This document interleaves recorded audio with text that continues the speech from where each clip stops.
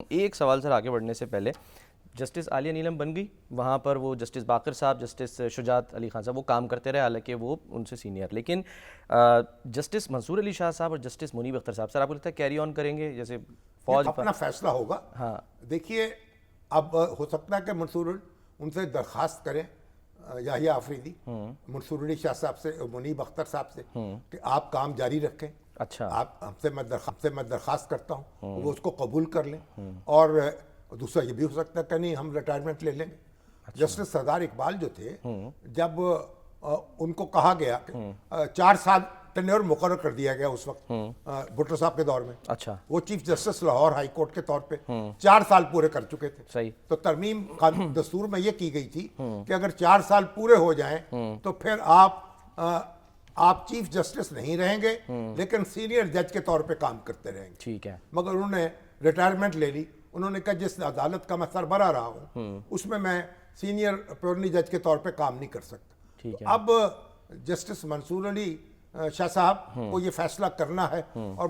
اپنے جسٹس منیب اختر صاحب کو یہ فیصلہ کرنا ہے، اور کیونکہ دیکھیے جو چیف جسٹس ہوتا ہے وہ تو برابر کے لوگ کہتے ہیں، برابر کے لوگ جو ہیں ان میں نمبر 1 ہوتا ہے، صحیح، یعنی کوئی باس نہیں ہوتا، کوئی اسے ججوں کو اس کا کوئی حکم بجانا نہیں ہوتا، بالکل، ہر جج اپنی جگہ آزاد ہے اپنے فیصلوں میں۔ بالکل، تو میرا خیال ہے کہ اگر وہ اپنی یہ چاہیں کہ وہ کنٹینیو کریں تو یہ بہتر ہوگا پاکستان کی عدلیہ کے لیے بھی، اور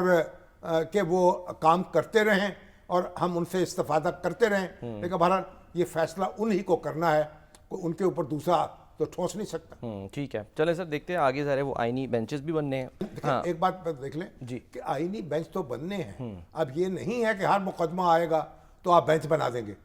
اچھا وہ بینچ مستقل بننے ہیں۔ اچھا، اب یہ بھی بڑی عجیب و غریب بات ہو رہی نا، جب ایک دفعہ بینچ بن جائیں گے، جج آ جائیں گے، وہ پھر مستقل طور پر بیٹھیں گے، یہ ہر مقدمے کے لیے کوئی الگ بینچ نہیں بننا۔ اچھا، ہاں، تو اور اسی طریقے سے جب ایک دفعہ جج مقرر ہو جاتا ہے اس کو پھر تحفظ حاصل ہوتا ہے، انتظامیہ جو ہے اس کے دباؤ میں نہیں ہوتا جج جو ہے، اور یہ پوری دنیا کے اندر انتظامیہ کا دخل ہوتا ہے، اور پاکستان میں بھی دخل رہا ہے، لیکن بدقسمتی سے جب انتظامیہ نے حد اعتدال کو عبور کیا اور بے نظیر بھٹو صاحبہ نے اپنے جیالوں کو بھر دیا ہائی کورٹ میں، تو پھر جناب وہ الجہاد کیس کا فیصلہ ہے نا، ٹرسٹ کیس کا، انہوں نے پھر سینیرٹی کا اصول جو تھا اس کو طے کیا، اور اس کی نظر چیف جسٹس جو تھے سجاد علی شاہ اس کی نظر ہو گئے، اس کے بعد میں سپریم کورٹ کے ججوں نے وہ اصول ان پر بھی لاگو کر دیا اور کہا آپ بھی گھر جائیے۔ تو بہرحال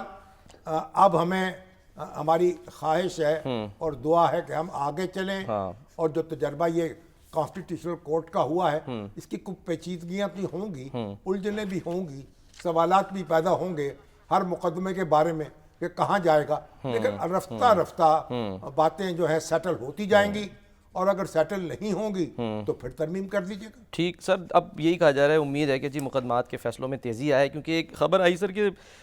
ضلع ہائی کورٹ اور سپریم کورٹ میں جو اس وقت زیر التوا مقدمات 20 لاکھ تیزی جو ہے نا، تو پتہ نہیں کیا کیا لاکھ کریں گے آپ، پورے ملک کا تھبا اٹھا کے لے آئیں گے۔ بات یہ ہے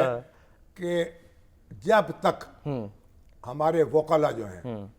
وہ درست نہیں ہوتے، اچھا ایڈجرمنٹ پہ ایڈجرمنٹ، التوا پہ التوا، اور پھر ایک درخواست مقدمے کی کارروائی کے بعد دوسری تیسری درخواست، جب میں نے صحافت کے میدان میں قدم رکھا ہے اس وقت جو مرڈر کیس ہوتا تھا، جب اس کی ایویڈنس کی تاریخ مقرر ہو جاتی تھی، دنیا ادھر کی ادھر ہو جائے، التوا نہیں ملتا تھا۔ اچھا، اور اب وہاں بھی تماشا لگے ہے، تو وکلا کو بھی درست کرنا ہوگا، اور ہمارے سیاستدان جو ہیں ان کو بھی درست ہونا ہوگا کہ ہر بات کو اٹھا کے عدالت میں نہ لائیں، صحیح ہے، اپنے معاملات خود طے کرنے کی عادت ڈالیں، اپنی عزت کریں اور کرائیں، ہے نا، عزت کرنی بھی ہے، کرانی بھی ہے، بالکل ٹھیک۔ میری والدہ کہتی تھیں کہ عزت جو ہے نا اپنی تھالی میں، دوسرے کی تھالی میں اپنا سالن رکھ کے کھانے کا نام ہے۔ دوسرے کی عزت کریں گے آپ کی عزت ہوگی، اگر آپ ایک دوسرے کو بے عزت کریں گے تو سب بے عزت ہوں گے۔ صحیح۔